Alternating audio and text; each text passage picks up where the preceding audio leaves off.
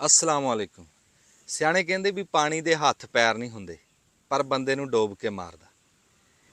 जिहड़ा बिजली दा बिल आ ना, हत्थ पैर इहदे भी नहीं हैगे पर साडी संघी ते गूठा रखिया, सानूं साह लैना औखा कीता।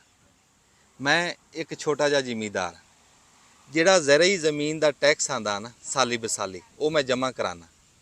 फिर जिहड़ा नहर दे पानी दा मामला, वो भी मैं जमा कराना। फिर कोई स्प्रे खाद, मैं कहना एक मच्छी टाफी भी लईए ना तो ਉਹਦੇ ਉੱਤੇ ਵੀ ਜਿਹੜਾ ਕੀਮਤੇ ਖਰੀਦ ਦੇ ਵਿੱਚ ਟੈਕਸ ਆ ਉਹ ਵੀ ਅਸੀਂ ਦੇਈਦਾ।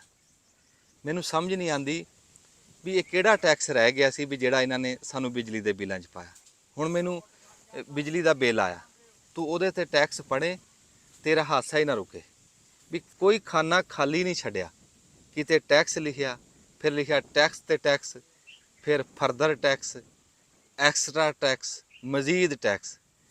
ਵੀ ਉਹਨਾਂ ਨੂੰ ਲਿਖਣ ਲੱਗੇ ਵੀ ਸ਼ਰਮ ਨਹੀਂ ਆਈ ਵੀ ਲਿਖੀ ਟੈਕਸ 70,000 ਰੁਪਈਆ ਬਿੱਲ ਆ। ਚਲੋ 45,000 ਰੁਪਈਆ ਜਿਹੜਾ ਬਿਜਲੀ ਦਾ ਇਹਨਾਂ ਨੇ ਰੇਟ ਵਧਾ ਕੇ ਪਾਇਆ ਵੀ 40 ਰੁਪਈਏ ਤੋਂ ਉੱਤੇ ਯੂਨਿਟ ਪੈਂਦਾ। ਉਹ ਜਿਹੜਾ ਬਿਜਲੀ ਦੀ ਕੀਮਤ ਆ ਜਿਹੜੀ ਮੈਂ ਸਾੜੀ ਹੈ, ਉਹ ਚਾਹੇ ਜਿੱਦਾਂ ਵੀ ਇਹਨਾਂ ਨੇ ਕੀਮਤ ਲਾਈ ਆ, ਉਹ ਔਖੇ ਸੌਖੇ ਅਸੀਂ ਜਮ੍ਹਾਂ ਕਰਾਨੇ। ਜਿਹੜਾ ਉੱਤੇ ਟੈਕਸ 25,000 ਲਾਇਆ, ਮੈਂ ਬੜੇ ਅਦਬ ਨਾਲ ਸਰਕਾਰ ਨੂੰ ਪੁੱਛਦਾ ਵੀ ਉਹ 25,000 ਉਹ ਕਾਹਦਾ ਟੈਕਸ ਰਹਿ ਗਿਆ ਸੀ। ਐਸੀ ਕਿਹੜੀ ਸਹੂਲਤ ਮੈਨੂੰ ਦਿੱਤੀ ਇਹਨਾਂ ਨੇ ਵੀ ਕੋਈ ਬਿਜਲੀ ਬੰਦ ਹੁੰਦੀ ਆ ਇਹ ਆ ਕੇ ਹੱਥ ਨਾਲ ਪੱਖੇ ਚੱਲਦੇ ਰਹੇ। ਮੈਂ ਤਾਂ ਪੱਖਾ ਵੀ ਨਹੀਂ ਚਲਾਉਂਦਾ, ਦਿਨੇ ਸਾਰੀ ਦਿਹਾੜੀ ਜਾਮਣ ਹੇਠ ਬਹਿਣਾ, ਤੇ 70,000 ਰੁਪਈਆ ਬਿੱਲ ਪਾਤਾ ਇਹਨਾਂ ਨੇ।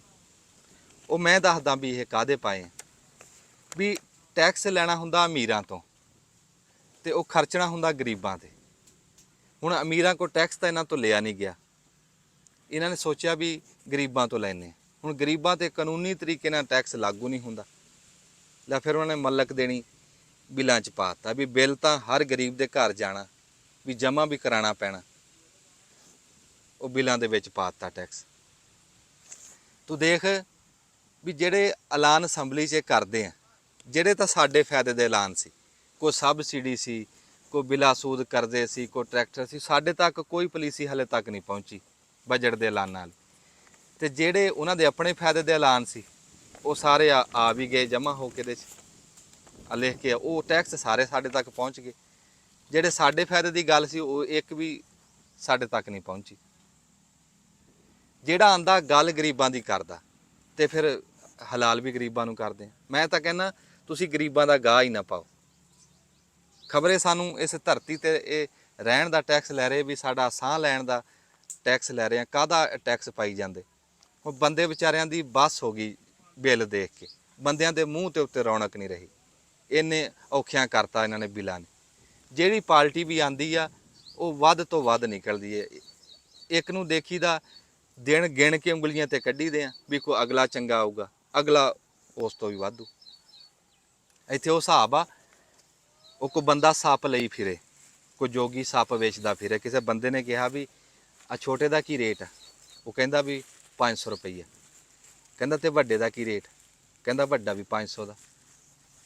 ਉਹ ਬੰਦਾ ਕਹਿਣ ਲੱਗਿਆ ਵੀ ਵੱਡਾ ਵੀ 500 ਦਾ, ਛੋਟਾ ਵੀ 500 ਦਾ, ਇਹ ਕੀ ਫਰਕ ਹੋਇਆ। ਉਹ ਕਹਿੰਦਾ ਵੀ ਦੇਖਣ ਨੂੰ ਤਾਂ ਸਾਈਜ਼ ਵੱਡਾ ਛੋਟਾ, ਜ਼ਹਿਰ ਦੋਵਾਂ 'ਚ ਇੱਕੋ ਜਿਹਾ।